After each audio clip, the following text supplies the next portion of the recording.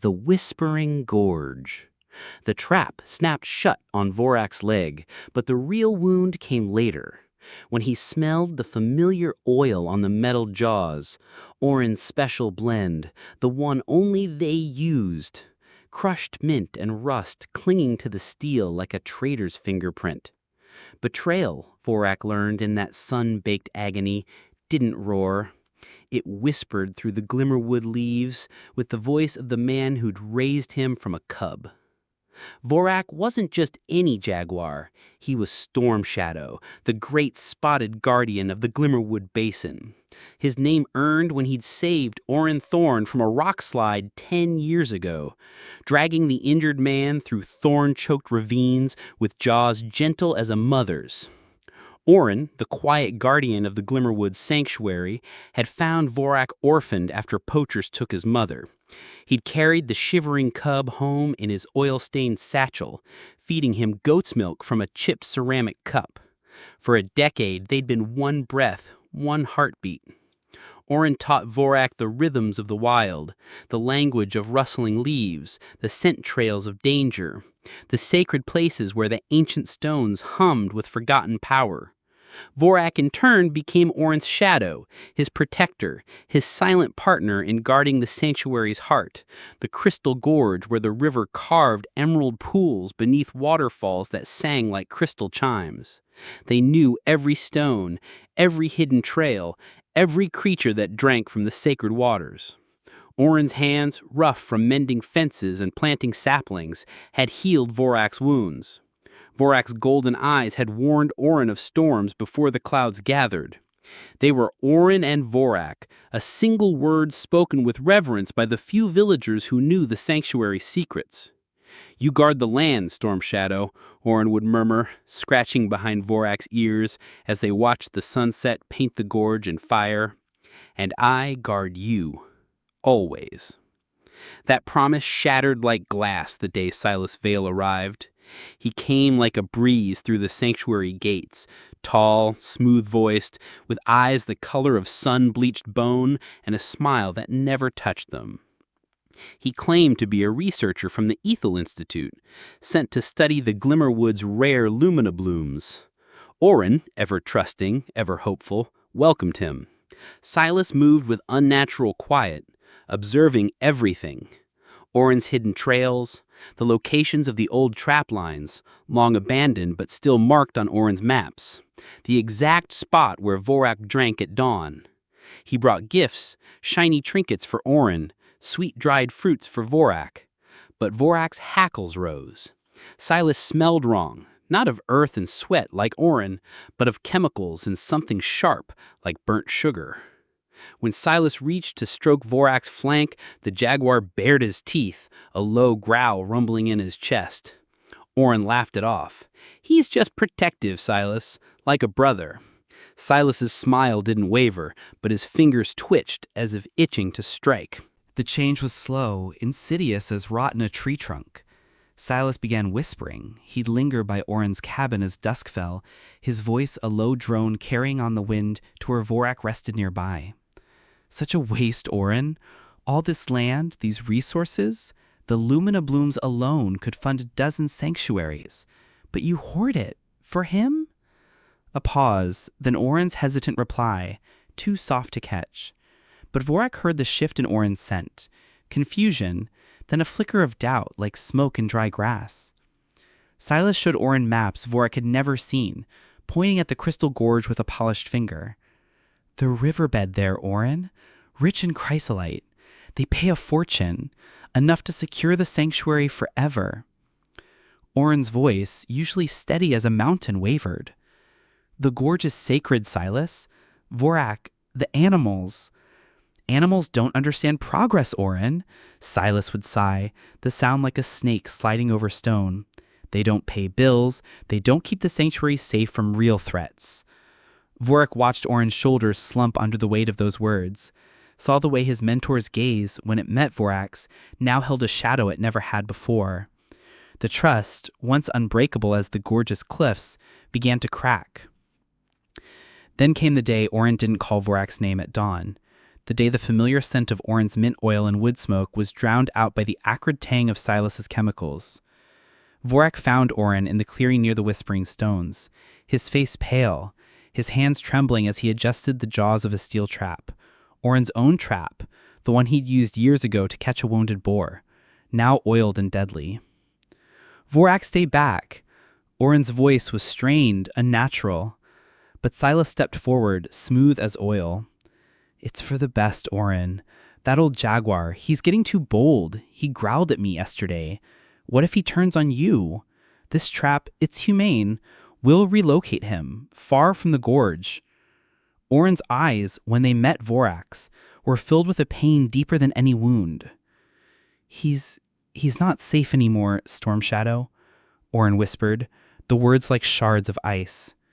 "Silas says the gorge needs protection from you." The betrayal wasn't in the trap's cold steel. It was in Oren's voice, in the way he wouldn't meet Vorak's eyes, in the lie that Vorak was the threat. Vorak didn't flee. He stood frozen, the man who was his world, choosing a stranger's poison over a decade of loyalty. Silas's smile widened, triumphant. "See, he's dangerous. He won't leave." Oren raised a hand, not in greeting, but in warning. "Go, Vorak, please." The command spoken in Oren's voice, but not Oren's heart, was the final cut. Vorak turned and vanished into the green gloom, the sound of Oren's choked sob following him like a curse. Exile was a slow death. Vorak roamed the outer edges of the Glimmerwood, a ghost in his own kingdom. He drank from muddy puddles, not the crystal pools.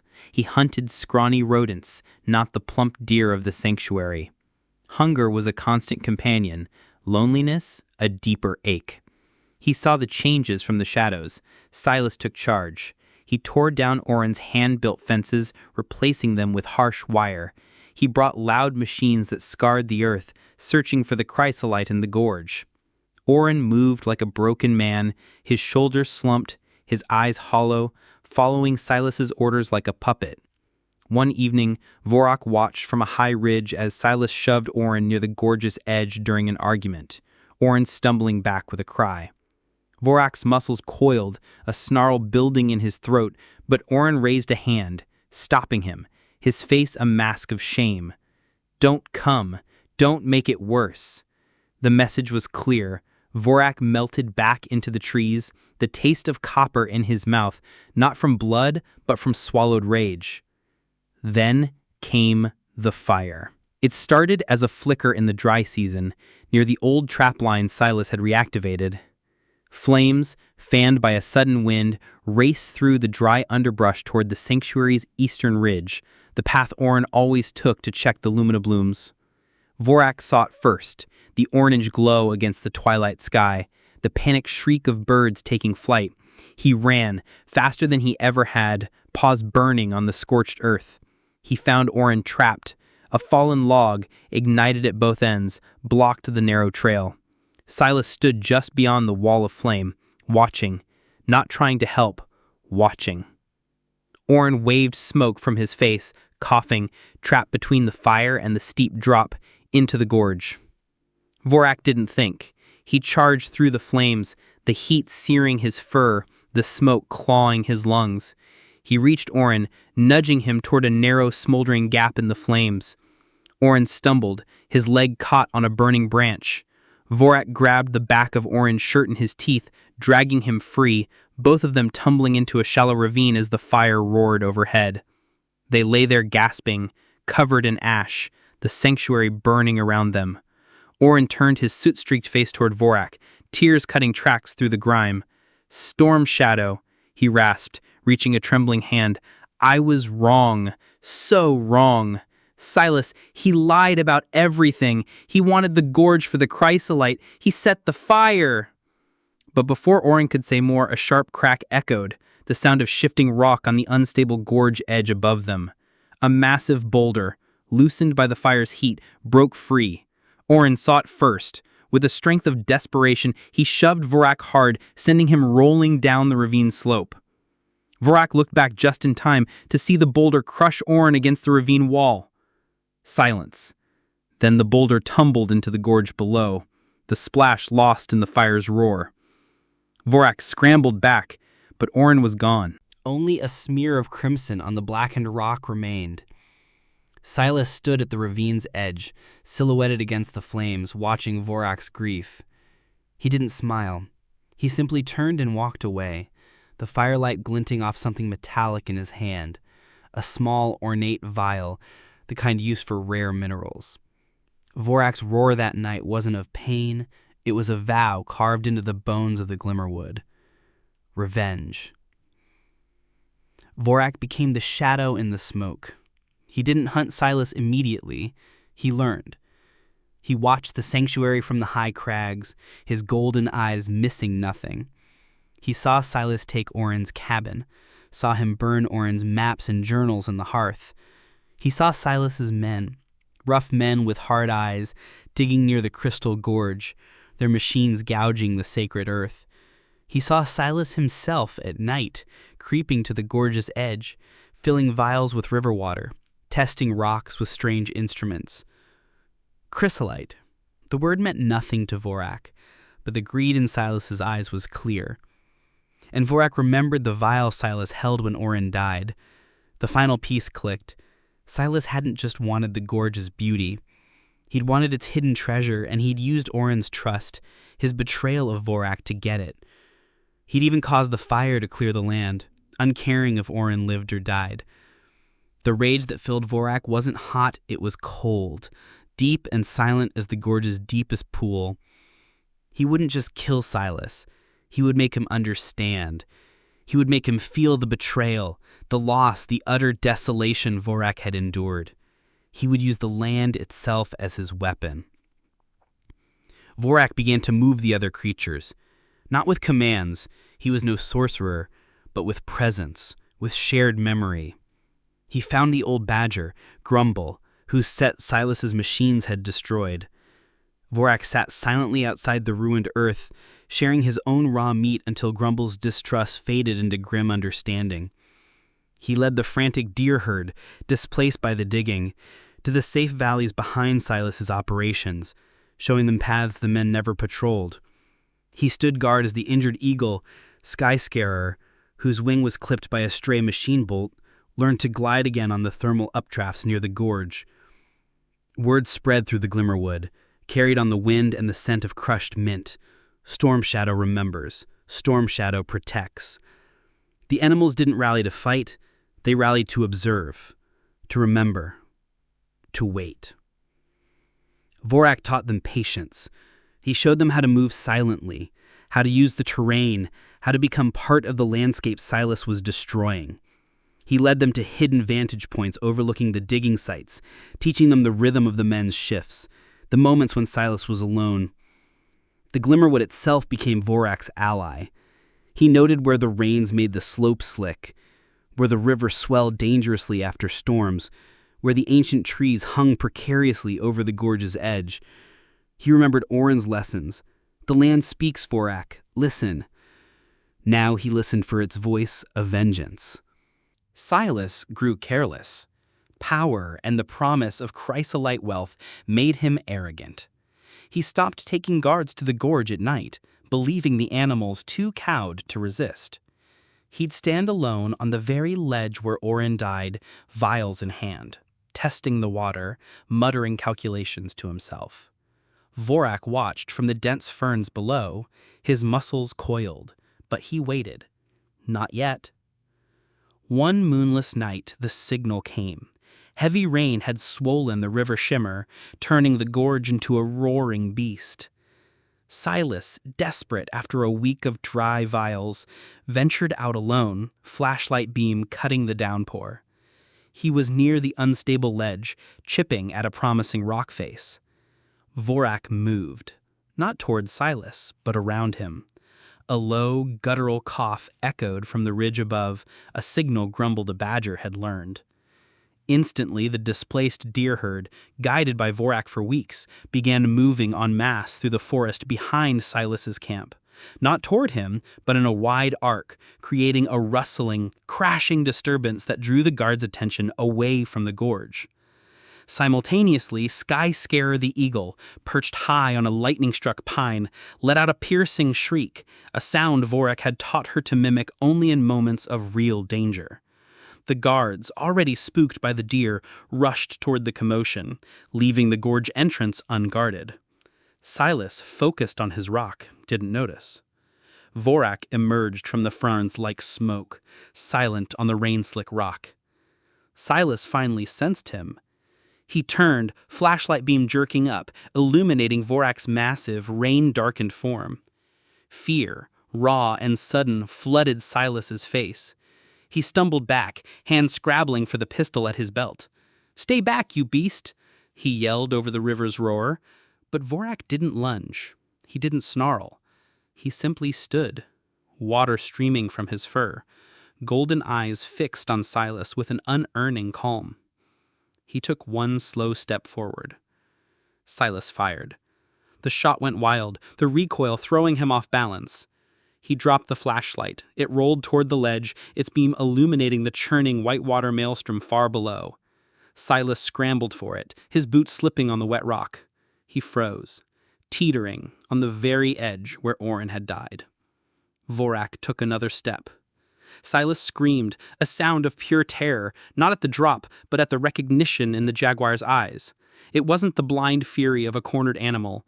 It was the cold, ancient intelligence of the land itself, and the unspoken knowledge that this moment, this precise terror, was the echo of Oren's final seconds. Vorak saw it, the dawning horror that he wasn't just facing a jaguar, but the consequence of his betrayal. "Oren!" Silas shrieked, the name ripped from him by primal fear. "It wasn't supposed to." Vorak didn't touch him. He didn't need to.